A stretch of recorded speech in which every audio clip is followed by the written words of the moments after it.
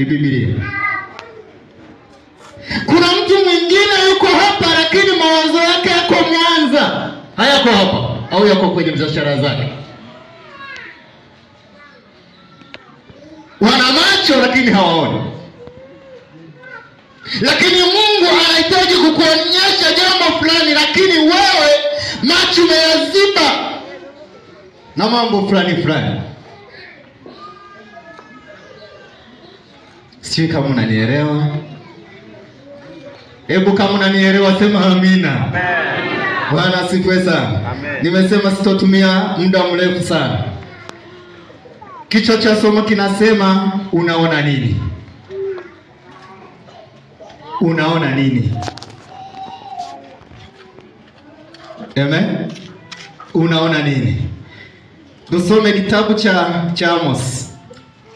Amos sura ya 7 mstari wa 4 mpaka wa 8. Lakini kidogo ninapenda sana kuelezea kitabu kabla sijaanza, japokuwa huo ni utaratibu ambao nimeugundua kuwa ni mzuri sana kuufanya, kwa sababu inatupasa tujue neno. Amen. Kusudi la kitabu cha Amos sana ilikuwa ni wito wa wana wa Israeli kukumbatia ibada, kwa sababu walikuwa wameshasahau.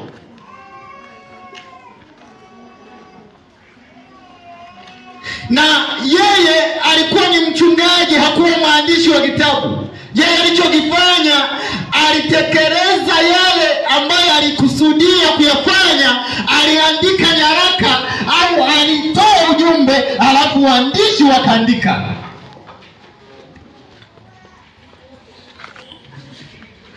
Lakini pia ukisoma vizuri ni kwamba hao wana wa Israeli ni kipindi ambacho walikuwa wameasi, walikuwa ndani ya adhabu. Sasa wanahitaji kurejeshwa kwa Mungu. Bwana asifiwe sana. Bwana asifiwe.